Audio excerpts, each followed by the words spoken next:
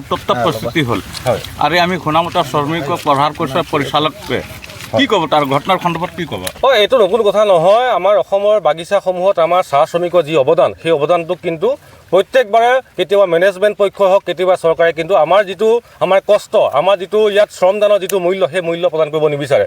বিভিন্ন সময়ত কিন্তু সেই ব্ৰিটিছৰ কায়দাৰে কিন্তু এতিয়াও শ্ৰমিকক কিন্তু দমন কৰিব তেওঁলোকে বিচাৰি থাকে।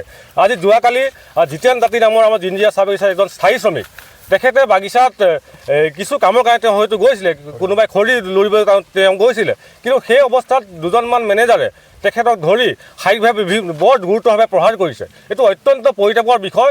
শ্ৰমিকজনে যদি কিবা ভুল কৰে তেওঁক শাস্তি দিয়া ব্যৱস্থা আছে। তেওঁ ভুল কৰিছে বা যিটো মেনেজমেণ্টৰ যিটো আইন আছে, সেই আইনমতে তেওঁ যদি কিবা ভুল কৰে সেই আইনমতে তেওঁক শাস্তি প্ৰদান কৰিব লাগিছিলে, কিন্তু তাকে নকৰি তেওঁলোকে সেই শাস্তি নিজাববীয়াকৈ তেওঁলোকে গ্ৰহণ কৰিলে। এইটো আমি অসম চাহিদা ছাত্ৰ সন্থাৰ তীব্ৰ গৰিহণা জনাইছোঁ। আজি জিঞ্জিয়া চাহ বাগিচাসমূহ ৰাইজ আহি আজি ঘেৰাও কৰিছে আজি পৰিচালকক, আৰু এই ক্ষেত্ৰত কিছু ক্ষেত্ৰত আজি পৰিস্থিতি বিষম ফালে গতি কৰিছিলে, তাৰ কাৰণে আমিও দুখিত বাৰু। তথাপিও আমি এটাই আহ্বান জনাইছোঁ প্ৰশাসনক, যাতে সেই মেনেজাৰৰ ওপৰত কঠোৰ ব্যৱস্থা গ্ৰহণ কৰিব লাগিব। তাৰ লগে লগে চাহ বাগিচাখন যাতে সুচাৰুৰূপে পৰিচালিত হয়, তাৰ কাৰণে কিন্তু জিলা প্ৰশাসনে কিন্তু ব্যৱস্থা গ্ৰহণ কৰিব লাগিব।